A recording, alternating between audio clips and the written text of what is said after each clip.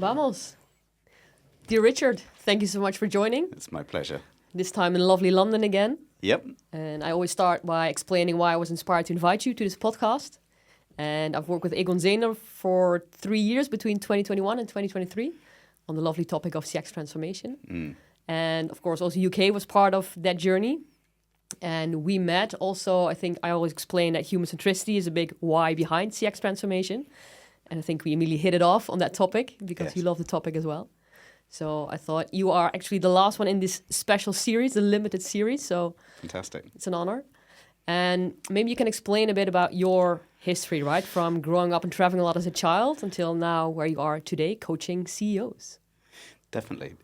So look, I think I've had an interesting journey because I was born in Oxford, but I'm not a typical Brit. My father worked in oil, so I was brought up living in 8 different countries, in Qatar, Dubai, Nigeria, Angola, Holland, France, and the US, as well as the UK for a bit. Very different countries, I would say. Very different countries. Very well, and so I think it was fantastic. The thing I found tricky as a child was not having a sense of place or knowing where I was from. But I think it's given me an acceptance of difference and tolerance and curiosity. Because how can you think there's one right way of doing things when you see so many different ways? So that was great. I then, it could have messed up my education completely because I think I'd been to 6 different schools by the time I was 10. But actually, it stimulated me and I did well academically. So I was very good at maths in particular. I actually went through school 2 years young. Did my final exams at 16 rather than 18, went to work for a nuclear fusion research institute for a little bit before going to Cambridge and getting a first in engineering. And then going to BCG. So at this point, it felt like I was part of the intellectual shock troops and I could think my way through anything. And the rest of life since then, since, let's say, 1990 when I graduated, has been a kind of journey from head to heart in a way. And realizing that perhaps I can't think my way through everything and being more appreciative of the kind of human side of things, emotion, feeling, and so on. And that brought me, well, after BCG, I was hired into the consumer goods industry by Egon Zehnder. When we sold the company, I came back to talk to Egon Zehnder and say, that was nice, what next? And somebody said, how about joining us? So I did. Although I thought it was a strange choice at the time, but that was 18 years ago. I was just going to ask, because almost each person that I met at Egon Zehnder says when they were asked, no way I'm going to work at Egon Zehnder, and then you fall in love, right? Exactly. Yeah, no, that's right. So I was curious enough. I think my first response was, why on earth would I want to do that? Yes. But I was curious because there seemed to be people like me who were enjoying themselves, and I thought, well, maybe I should meet a few more just to see. And then I got I fell in love, as it were. But yeah, then the journey within Egon Zehnder has very much been one of sort of self-discovery and appreciation of some of the, more of the inner work that we need to do to develop ourselves, and increasingly then sharing that with senior execs. So as well as still doing CEO succession and board work, I do an increasing amount of leadership development and coaching and that kind of work. Yeah. Now, so what's maybe the one thing that made you fall in love? It's a good question. I think initially it was just as simple as the fact that I really like the people. I think what's kept me here and kept me really enjoying it is, we have a mission and purpose, which is leadership for a better world. And that can come through appointing leaders, but often through developing leaders. And it's that kind of one-to-one helping individual leaders and seeing the light bulb come on in their faces, or just knowing that I've been able to help them in some way to unlock themselves. That's something which I feel very, very lucky and very special. Yeah, nice. I think one of the reasons why I started this whole podcast, right? I think the more leaders are willing and able to go a bit more inside instead of outside, I think that will be definitely a way to a better world. Yes. So when we talk about human centricity, right? We also talked about in the intake. Yeah. For me, it's combining the people side and purpose, right? Customers, employees, and purpose. And you also mentioned that trust, right, for you is a key pillar. Yeah. So I wrote your article on trust before when we prepped, and that's when I fell in love with the article and your way of reasoning. I thought we definitely need to talk about it. Can you explain a bit about why trust matters and why you're combining professionalism with humanity? Yeah, absolutely. So I first came across the trust equation in a book written by David Maister back in 2000, and it was when I was at BCG, and we used to get given it as we were progressing up the ladder. And it was a book called The Trusted Advisor, and I liked it because it took algebra, or it used algebra to capture a squidgy concept like trust, and I thought that was very helpful. But I'd always had this nagging doubt that it didn't seem to be as good as it could be. And I think what also happened then was, as we went into COVID in 2020, the world became a very different place. I had some challenges in 2020 as well, which we may or may not have time to get to later, which were relevant. But the point was, I think I saw a very different sort of world, which needed a very different kind of leadership. And it became even more clear that something that was more humble, more caring, more human was important. And I thought of the equation again, and I started playing with it to see if I could turn it into something that would be relevant for now, as it were. And that's essentially what I did. So I saw this shift in the environment. We also saw the shift looking at, we survey CEOs regularly, and CEOs are shifting in terms of what they realize is needed for leadership. They need to be more humble, more relatable, more engaging, more curious, more learning leaders, and they need to do the inner work. So there's more of an appreciation of that. We have a generation that's coming into the workforce that have higher expectations of their leaders in terms of authenticity and purpose and all of those things. And the other thing is we have an environment which is not getting any more straightforward and simpler, as it were. So as the world continues to be ambiguous and chaotic and volatile, actually, it's much harder to have the kind of top-down definitive leadership that may have worked 50 years ago. Yeah. Nobody knows often the answer. We need leaders who can lead us into the dark and bring people with them. And they're not going to bring them with them through knowing the answer, having the truth. They're going to bring people with them through engaging them emotionally. And that's going to need a very different sort of leadership.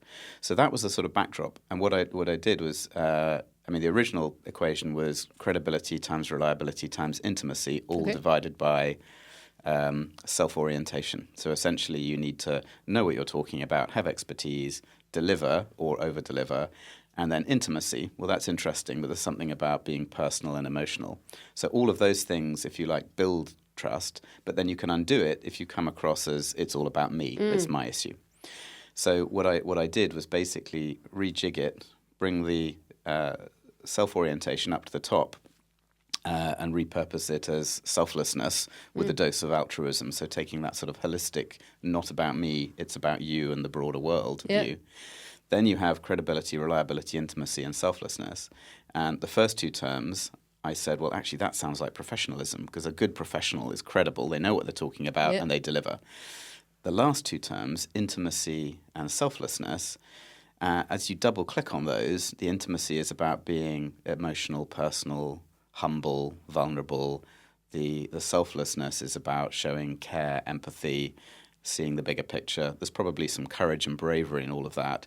Those, for me, are all human qualities. So I call that humanity. So then I reduce the equation to basically trust is about professionalism times humanity. And then for all of the reasons I described around the environment, the expectations of CEOs, people coming into the workplace, all heading in a more complex and more challenging direction, actually the humanity bit is even more important, because we just, it's easy to have a vision and say this is where we want to go, but honestly nobody now in most environments can say this is exactly how we're going to get here and these are all the steps. We're going to need to work it out as we go along. We're going to need to learn. We're going to need to adapt. So the humanity side is even more important, and so I raise it to the power of 2. I square it. So I say it's really all about the humanity. Yeah, I think it's nice because you mentioned, right, it's getting more and more important. CEOs are seeing the importance of humanity. Yeah. I also recognize that, right? You're no longer the crazy one talking about purpose, right? I think that's more becoming realistic. But what do you see in your daily work? What are the things so CEOs see it, right, that they need to embrace it more? Yeah. What do you feel are sort of the key struggles for them? So, it depends. Obviously, each individual is different. But I would say that one way of thinking about it is, we have an environment where most of the leaders today, certainly the ones who are in their 40s and 50s, let's say, as CEOs, were brought up in environments that were a bit more straightforward, where they could be a bit more top-down. It was more about professionalism. So they don't have role models for that more adaptive, human-centric leader. They are at the cutting edge. So one of the challenges that people face is just, they don't have boards who understand it as well or have experienced it, and they don't have role models from the past. And they've probably been brought up in a very different world. So they need to adapt. And they're figuring it out. Yeah, figure it out and they're the ones at the cutting edge. Yeah. So that's one of the challenges. I think the other challenge is in that environment, which is more, rewards professionalism. It's more about being credible and reliable, driving hard.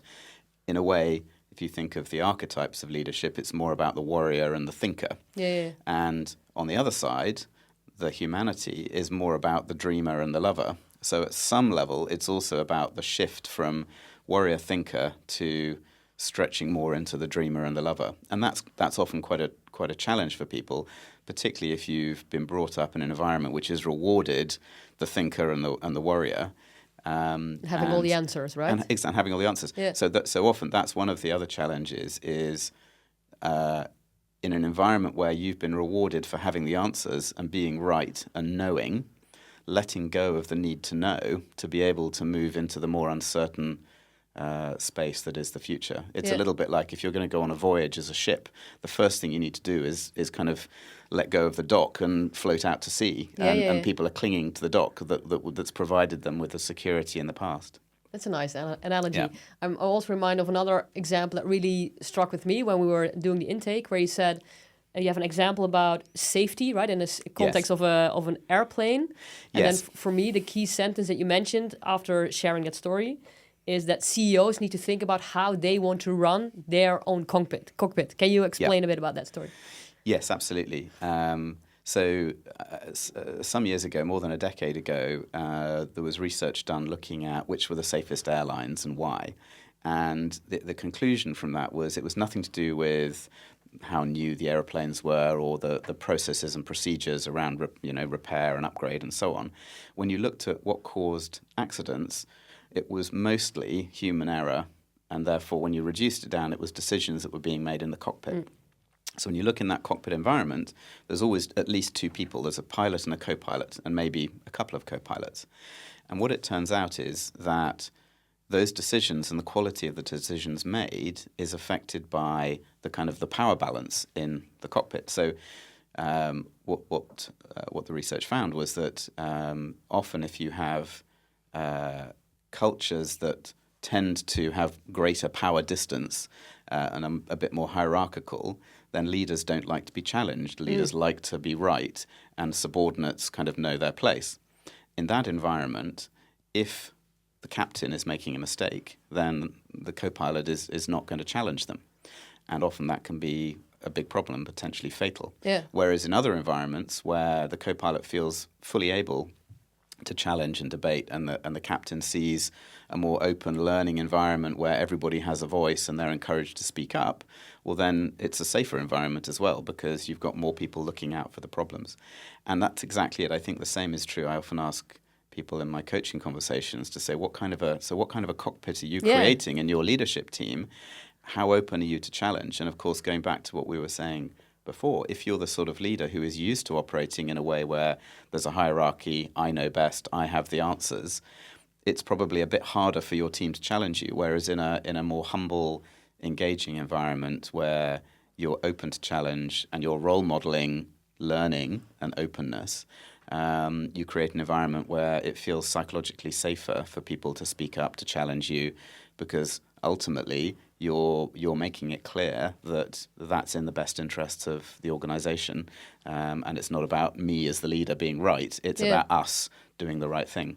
Yeah. And I think it's also translating to the, let's say, amount of stress in the organization, right? If everybody feels, oh, the CEO has all the answers, I also need to have all the answers. I cannot fail, right? Exactly. And so that you're exactly right. So that in a way, the behavior of the CEO then filters down because they're role modeling a view of the world that says, I have to be perfect, I have to have the answers, and therefore everyone underneath them, if they're struggling, if they need help, are they going to ask for help? Are they going to say, I'm struggling too? Probably not, because Yeah. they've not seen that role modeled. What they've seen is the sort of a superhuman CEO who is showing that everything is perfect, everything is under control, and that's what they then learn is appropriate. Yeah. And you mentioned the word perfect, so I think that's a beautiful bridge to a kind of prop that's sitting between the two of Yes. us. Maybe you want to elaborate a bit on that one? Yeah, absolutely. So something that I found helpful in reminding myself of this as well, because of course, having grown up as an engineer who could analyze everything and work out the answers, this has also been some of my own inner We both work. recognize the pattern, Recognize right? that, yeah, exactly. Yes. There's a practice, a Japanese practice called Kintsugi, which it means golden joinery, and essentially it is about the appreciation of imperfection. And the way I would characterize it is to say, if you or I typically broke a valuable piece of pottery, we would probably get the super glue out and we would fix it together. We would try and make it so you couldn't see there were any breaks. We'd put it back on the shelf. We'd hope no one noticed, and we'd just kind of keep quiet about it. And in a way, that's how we behave with ourselves, because all of us have been through life, and we've been broken and chipped, and we've been through life's challenges and traumas. None of us are perfect. Imperfection is perfectly normal. But if we ask, how are you doing? Oh, I'm fine. I'm good. Everything's great. We present ourselves as this perfect, everything's okay pot. But in reality, we know that's not authentic. We're a broken and chipped pot. In Kintsugi, as in the example here, what they do is they mix gold powder in with the glue. So when you fix the pot back together, several things happen. Firstly, you get these very rather beautiful visible gold joins. Now, in a way, therefore, the flaws and the breaks are more valuable than the original pot because they're gold. And also importantly, this is no longer a broken pot. This is now a rather new and special work of art, made special by the cracks and the flaws. Yeah. And so, wouldn't it be wonderful if we could live in a world where we were more accepting of the fact that it's precisely the breaks and the flaws and the cracks that we've been through, the tougher things we've struggled with in life. If we've been able to integrate them properly, those are the things that actually make us the special, unique human beings that we are. And we can relax into being imperfect, because that's reality. We're all imperfect, and it's okay. Yeah.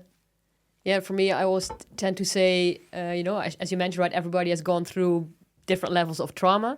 Yeah. I always say that, I don't think that, let's say, going through trauma, I think creates, let's say, more beautiful people, right? I think people that have sort of never had any challenges, maybe they're not the nicest people, right? Maybe they have sort of less empathy. I think it really builds, at least for me, right? It's really important to face whatever challenges you have. For me, the personal journey, I think, is the most valuable one. What I tend to say is when people say, hey, you've done a PhD, aren't you proud of that? I tend to say, well, I got lucky, right? I got lucky to get a nice brain. But for me, I'm really proud of, let's say, the challenges I faced from growing up and that I worked through those. For me, that's a much more courageous journey to go on. Absolutely. And I think it's also true that nobody has a perfect childhood. Everyone has an imperfect childhood in some way. And some of us had, really imperfect childhoods where there was a lot of trauma, but none of us had perfect childhoods. And that's left us with, a legacy in a way of protective mechanisms and quirks and foibles that we carry with us. Yeah. And unless we go back and examine that and work out, what's there, is there anything that might be holding us back, and how can we process and integrate it, we're missing out. Yeah. And then, of course, sometimes, we also have things that happen to us along the way. And briefly, I mentioned 2020 for me. Yeah. 2020 was a tough year for me because it started with Christmas 2019. My wife decided she didn't want to be married to me anymore and told me on Christmas Day, and we then started the process of separation. But that came as a complete shock, both in terms of I hadn't seen it coming. Then it was a sort of double whammy of I'm supposed to be this, or I see myself as this kind, caring person. How could I not have realized? And it's sort of that's. Then we go into COVID. We're separating while locked down. I'm trying to find somewhere to live. It's not easy when, you're not supposed to move around. At the same time, I then thought, okay, I haven't done my company medical for a while. I should do that. As soon as it opened up enough in the summer, I did my company medical, and it turns out I had some heart issues. The further investigations made me realize I actually have heart disease. And there was a point when I was in a cath lab looking up at a big screen with my heart beating on it, and I've got all this medical equipment on my wrist with wires up through my veins and poking around in my heart, looking at what's going on. And so that was pretty traumatizing as well. Now, in the end, they didn't need to do anything physical, but I'm on drugs for life. I have heart disease. And then one of my best friends in the November had been fighting cancer for 18 months, and he died. And so I got to the end of 2020 with like all of these things having gone on, thinking, and there were certainly many points during the year which felt fairly dark. But by the end, I was actually I was able to process and start to integrate some of it by being very grateful for the good things I did have, and actually also being at one level saying, look, I've been through all of this, and I'm still here, and I'm still smiling, and I can still see a positive future. And so that by working on and being able to integrate that, I recognize the gifts that tough year has also given me going forwards. And I think it's very easy. I see a lot of people who, another thing that I see as a struggle is it's very easy to make it about me and become a victim and say I'm a victim of circumstance. Look, everybody else. Poor me, I've had a tough time. Yeah. If you do that, you're giving up your power and your agency to deal with things. Yeah. And I was determined I was not going to in any way feel like a victim, because I'm not. I have, we have the ability to change things, to change ourselves, and to get strength out of it, right? Exactly. Yeah, exactly. And so I think that's been incredibly powerful. And so that also helped, in a way, helped me to feel it very, very personally as well. Yeah. And did after that experience, did maybe the way you coach CEOs, did you change things? Did you feel something was different? I think so. I think in a way, I worry less because there's a sense of like, well, if I've survived that, I can survive anything. I mean, like, trust. Nothing is. I feel more resilient. And you're right. There is an extent to which it's harder to coach people if you've not sort of been there and worked on things yourself. So actually having some meaty stuff to work on is very helpful. Yeah. In a way. But it's I think it also for me reinforces one of the things running through the trust equation and running through that was the power of vulnerability. And actually, at one level, feeling very vulnerable at times during that year, but being able to lean into it and feel it and process it has been very helpful. I think in many ways, and I think in a way, vulnerability is sort of the rocket fuel that helps build trust and build connection. And I see that's another thing that people often struggle with is how do I lean into vulnerability? How do I show vulnerability? And that's another thing that many of the leaders I work with find challenging. And do you think the struggle for them is that if I may be too vulnerable, I feel that people might see me as incompetent? Do you think that is sort of the origin behind it? Yeah, I think it's back to, if you think about having been brought up in a world where it's about being correct and right and in charge, and you have role models of charismatic top-down CEOs. They're not showing much vulnerability. So that's the world that I've grown up in, and that's the world that many of us have seen. And therefore, it's hard in that sort of environment to see the place for vulnerability. And you're right also, I think in many businesses and cultures, they can be quite challenging places. And you worry, if I show vulnerability, is that going to be seen as weakness? Whereas, ironically, if it's done the right way, the reverse is true. Yeah. Because actually to be vulnerable takes courage and takes bravery. And so I think it can be around ways of showing vulnerability and picking your moments, picking your times, and so it's a lot of it's in the details, as it were. So, for example, when I just talked then a little bit about 2020, I wouldn't have been able to do that as easily at the end of 2020. It was still too raw. So one thing that's important is if you're going to choose some vulnerability to share, picking something that you have been able to integrate and process. So it can still people can feel its authenticity and rawness, but it's not You're not not dragging kind it. of capturing you and completely overcoming you in the way that it might have done at the time. So that's one thing. And there's also then picking your moment in terms of, perhaps don't go for the most challenging, aggressive person on a particular day. Yeah. So, there's picking your moments. Choose wisely. But also there are things you can do that are, in a way, are showing vulnerability, but in quite a subtle way. So, for example, asking for advice on something. Asking for advice, in a way, is showing vulnerability because it's saying, I don't know this. I what do you think? But what it also does is it's flattering for the other person because it says, I respect you, I want you to hear your view, I think you'll have an interesting view for me. And so, again, it's often something that helps build connection because let's say we didn't know each other that well and I come and ask you for advice. In your mind, your brain is a meaning-making machine and it goes, one of the stories it runs is, I only help people I like. So if you then help me, and you didn't really know me that well, the way that your brain makes sense of that is you like me a bit more. Yeah. And so you have a connection. You have a connection. So by me asking you for help in the right way, you feel flattered, you feel more positive about me, we have a better connection.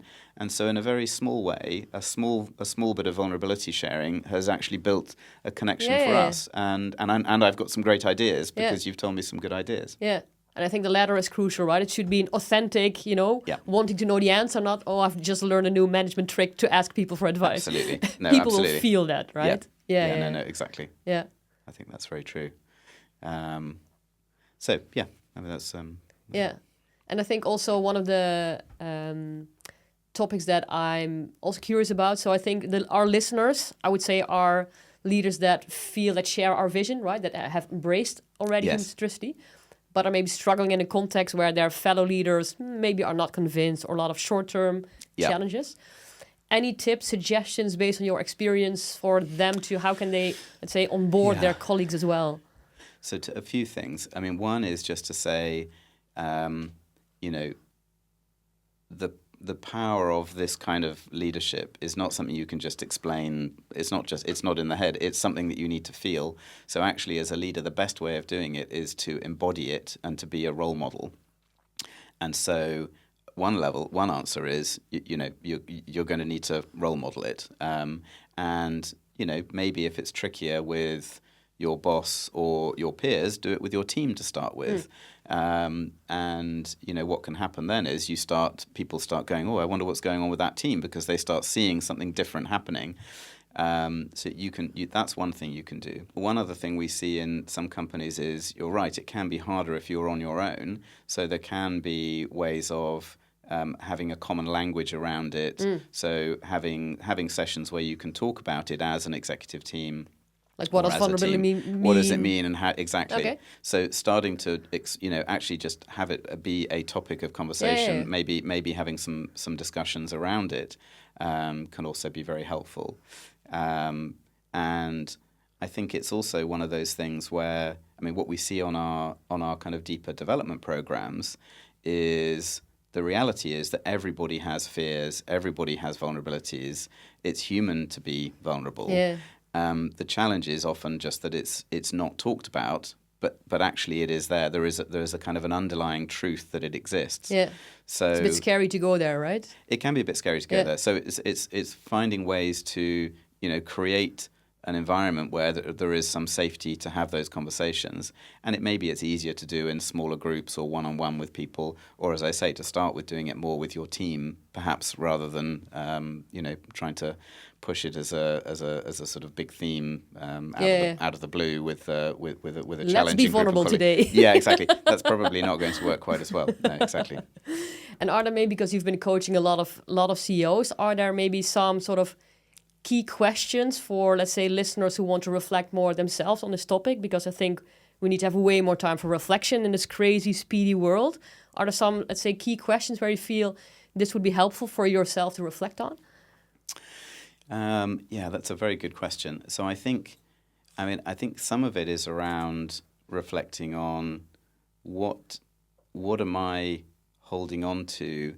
What am I holding on to that may be holding me back? So, for example, there's the concept of immunity to change, which Immunity to change. Immunity to change. That's also nice. Which is a nice idea. So Yeah. this is this has come out of some work at Harvard. But the essence of that is saying, in the same way that our immune systems can sometimes go wrong and we get an autoimmune disease and our body starts attacking itself, the same can happen with our minds, where there is some hidden assumption that we have about the world or how it works or how we need to show up that is sat there in the background, and that comes up and it sabotages us when we try and shift. Like a blocking conviction. A bit of, exactly. So being able to kind of reflect on that, and there are ways that you can go through that and think that through, but trying to work out what are some of those hidden assumptions that might be holding me back. And we often see that with people who maybe have had the same sort of feedback on development over several years, but they haven't managed to kind of crack it or work through why. And it's often something which is quite small and different and unclear. So to give an example, and this is one from medical world actually, but if you look at people who get diagnosed with heart disease and prescribed pills for it, the adherence to taking those pills is relatively low. It's not as high as you would think. Now, on the face of it, you think this is crazy. Here are some people who've been told you may die sooner, and here are some pills that will keep you alive longer. But a lot of them are not taking the pills. Why is that? And it turns out that the core reason for many of them is there's a hidden belief that people who take drugs for life are sick, invalid, not well. I don't see myself that way. Yeah. And so, in a way, if I take the drugs, it challenges my self-image. Yeah. Once you can realize that that's why you're not taking the pills. So you're not taking the pills because it challenges your self-image, even though you're going to live longer. And you can start to see that. You realize, gosh, that's crazy. Yeah. And then you can take the pills, or you can find some ways to probe and test. You might test that assumption because you might say, well, there are Olympic athletes who are diabetics who take insulin. They're clearly not invalids. They're very high performing. So there are ways you can change your perception. Exactly. Yeah, exactly. Yeah. So I think that's one thing. But I think in general, the other thing is, I think most people have quite a strong inner critic, which in many ways has been something which has driven us to perform. That's there pushing us onwards. It can be interesting to reflect as part of that inner work on where is that voice coming from. Often when you do that, people find that it's actually a parental voice or an authority figure, and it's actually not me. It's something. It's a relic from the past. And being able to view it in proper perspective, and be a little kinder to myself may be helpful at a later stage in life.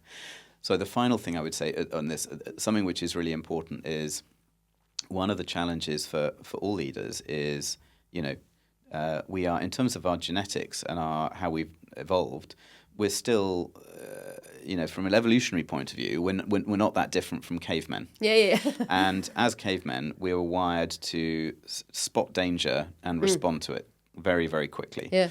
And in those days, it might have been a saber-toothed tiger, and those of our tribe who didn't run immediately got eaten. True danger. So over time, the ones that were left alive, and our ancestors were the ones that were very good at spotting saber-toothed tigers and running quickly. Yeah. We don't have saber-toothed tigers today. What we do have is grumpy colleagues, or people who are shouting or just being quite difficult, whatever it happens to be. Judging people around us. Exactly. And so we can get triggered into less helpful states, sometimes characterized as fight, flight, or freeze. Yeah. The point being, once we're triggered, we become a much less effective version of ourselves, because our body is primed to either fight the danger or run away from it or just freeze. We lose our ability to look at other options, consider other things that we might do, and we become a narrower, smaller version of ourselves. Now, the reality is, in many environments, there's a lot of stress, there's a lot of challenge, and a lot of people are operating in these triggered states much of the time, and therefore are much less effective versions of themselves than they could be. So a really important thing is to have the self-awareness to be able to go, how am I doing, and recognize that I am triggered. In that mode, And to learn for yourself ways of bringing yourself back to safety. Yeah. And often breathing exercises, meditation, mindfulness, those kinds of things can be very powerful in helping us do that. Once we're back to center, then we can be more balanced in how we think about it. And for example, the special forces, I understand the special forces are taught box breathing, which is a way of doing that. So box breathing is a form of breathing whereby you breathe in slowly, counting to 4. Yeah. You hold your lungs full, counting to 4, and then you breathe out, counting to 4, and you hold your lungs empty, counting to 4. So you can see as That's I'm drawing the box. around the box is the sort of Square, is that if you go around that box 2 or 3 times, which takes no more than a minute, and you can do it in the middle of a meeting, nobody needs to notice, you will materially regulate your system and bring yourself back to center. And it's what, as I say, it's what special forces are taught to do, because in their case, if they're in a dangerous situation behind enemy lines, it's life or death. And if they suddenly become a narrower version of themselves, they and their platoon or their team are less likely to make it out alive. Just by spending 1 minute doing this breathing exercise brings them back to center, gives them much more optionality. They're more likely to make it out alive. Yeah. And you can do the same thing in work. So that being able to do something about it and knowing what's working for you and what can help you feel safer is important. But also there's that moment of realizing and being aware of So we talk about self-awareness. Mostly when we talk about self-awareness, we mean tendency awareness, as in I know that I am introverted, or I tend not to like large crowds, or I tend to be like this in these situations. And it's the sort of thing we might have written in an assessment report about us of our ability to lead or whatever. That's tendency. But the way in which we show up as leaders is moment by moment. And actually what's more important in a way than tendency awareness is state awareness. How am I doing at this moment, right now, as this word is about to come out of my mouth? And if I can be aware of that and aware of what I'm about to do, I can then choose to do something different. And that's, again, where I can shift my behavior with that state awareness. So, again, being aware of how am I doing, if I'm getting triggered, how do I bring myself back to safety? Then I start to give myself choices and optionality. And in a way, that's the starting point for any shift in leadership behavior. Otherwise, I'm just running on autopilots, on subroutines, and I'm reacting to stuff, and I'm not going to change. So, but whereas bringing it back to getting myself centered, being aware of what's going on for me now, breathing, then I have choice. Yeah. And I think it's also interesting, the more that you do this, right, the more that you are aware, the at least in my experience, the faster I recognize it, right? The faster it's becoming smaller, more nuances, right? You get quicker to recognize and intervene. And often it's you're right, the timing thing isn't, because sometimes to start with, when you try and do it, it might be that you go, oh, I realized yesterday in that meeting I'd lost it. Yeah. And then suddenly it becomes, you're aware of the meeting you've just come out of. Yeah. And then you're aware in the meeting, but 5 minutes ago. And then you become aware, this is what I'm doing right now. And then you can have the choice to do something different. And you're right, it is that sort of sense of turning off the autopilot, taking back manual control, and choosing to steer in a different direction. Yeah. So that which is at the heart of any shift in leadership. But as I say, we're in a world where with the level of uncertainty, volatility, and complexity, we don't have saber-toothed tigers, but we do have plenty of things to trigger people, and a lot of people are operating in relatively triggered states a lot of the time. Yeah. So there's a real challenge for many leaders to be centered and operate with their full faculties and full choices. Yeah. And for me, that also really connects to taking time to reflect, right? I think in any conversation I'm talking with leaders, say, hey, how much time are you planning to reflect? Because we're running. Maybe to wrap up our conversation, any tips on how, right, you can do tiny habits. I'm a fan of tiny habits, right? I know every morning before I go to the office, I maybe do your breathing exercise. But any tips on how leaders can take more time to reflect? It's a good one. I think you're right. Overall, there is a sense that the world is moving fast and moving faster. So anything you can do to slow down is good. And it is some of the reflecting in the morning, things like meditation, things like breathing exercises are good. There's also something about priming yourself as you go into a meeting. So if you're aware that this is going to be a challenging meeting, actually thinking that through beforehand, getting yourself into a state that you're better prepared and better able to stay centered. But yeah, it is overall it is finding those moments between when you can slow down and you can reflect and you can check in with yourself, and just bringing the more you can be present with yourself and more you can sense how am I doing right now, and just do that sort of quick check-in. It only takes seconds. That will help a lot in terms of keeping you centered and keeping you present. Don't make it too big, as in I need to spend like 3 days a week reflecting, but make it very small, part of your, let's say, routines, right? To make that reflection as well on the spot. Yeah.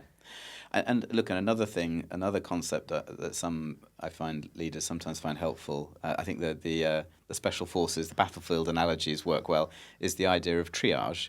And so often you've got a lot of issues coming at you as a leader.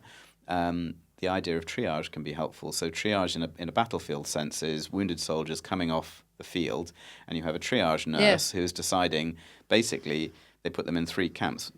Either they're so badly wounded, they're going to die, we just need to make them comfortable and put them over there with morphine, or they have something which is not too bad, maybe a broken arm, we don't need to fix it right now, we can do it tomorrow or in a few hours, we put them over there, make them comfortable. Or they're bleeding out, this is an issue that really needs to go straight into surgery right now. And just the act of sorting, which type of issue is this? Is this an urgent now decision, or is this one that we can leave and wait? That's really important, because I think the other thing I see is leaders can have a tendency to treat everything as if it needs to be resolved.